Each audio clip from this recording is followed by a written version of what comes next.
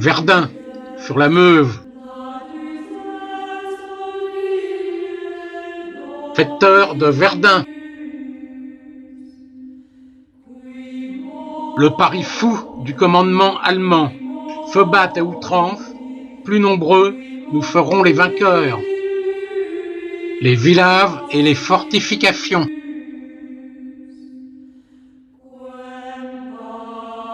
Bombardement intense, facteur de Verdun. Tir de l'artillerie lourde.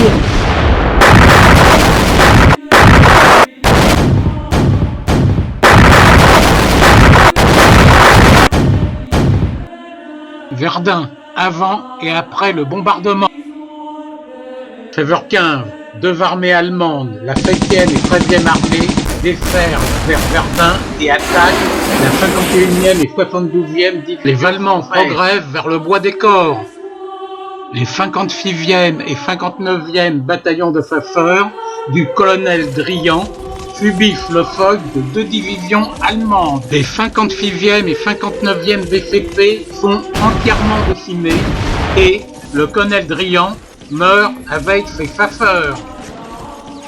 Le 26 février, violents combats sur la côte du Poivre et sur le village et le fort de Douaumont. Le fort est pris par les Allemands.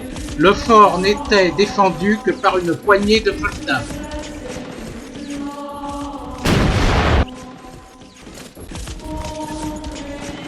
Le général Pétain est nommé chef de la 2e armée de Verdun. Il organise le ravitaillement en hommes et en munitions par la création de la voie sacrée.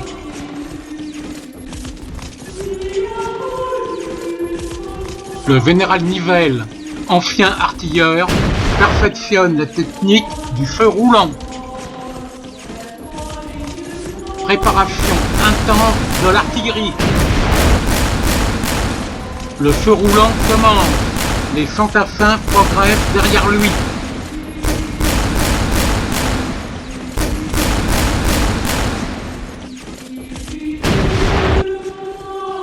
Début mai, le général Nivelle prend le commandement de la 2e armée. Du 6 mars au 22 mai 1916, on se bat à droite et à gauche de Verdun. C'est la bataille des deux Vesles. La guerre d'usure commence. Des positions sont prises et reprises.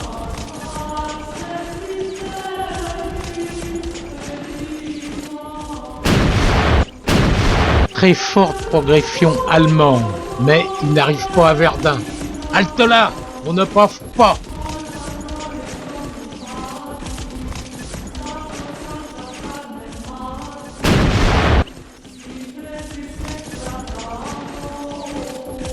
À partir du 24 octobre jusqu'au 15 décembre, les Français reprennent l'offensive. Sur l'aile droite, les Allemands sont contraints de se replier.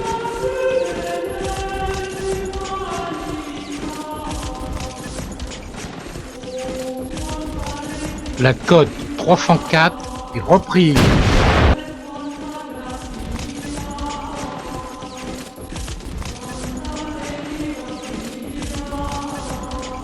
Le Mort-Homme est repris.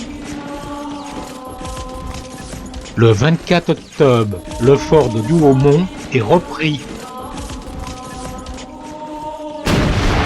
Le fort de Vaux est repris.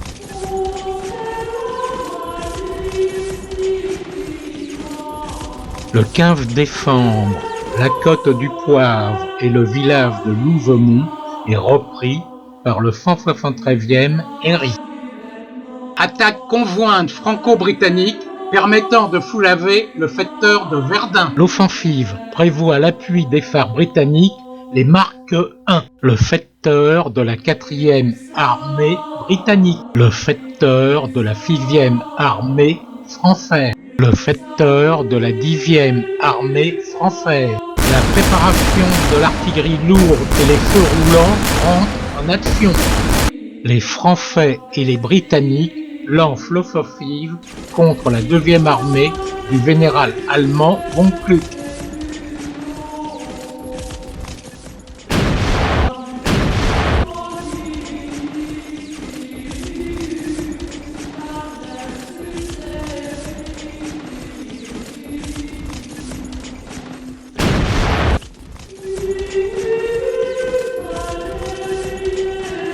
l'artillerie britannique,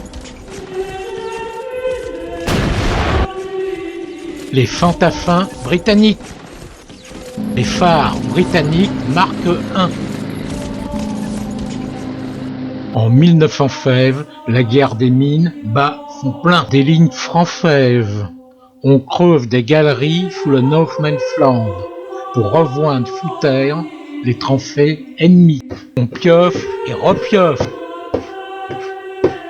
On étaye les galeries. On ramasse les gravats et ainsi de suite.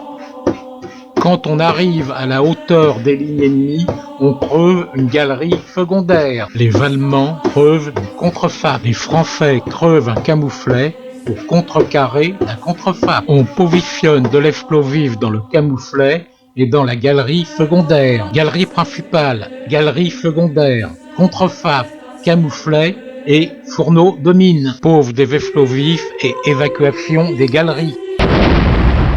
Et explosion.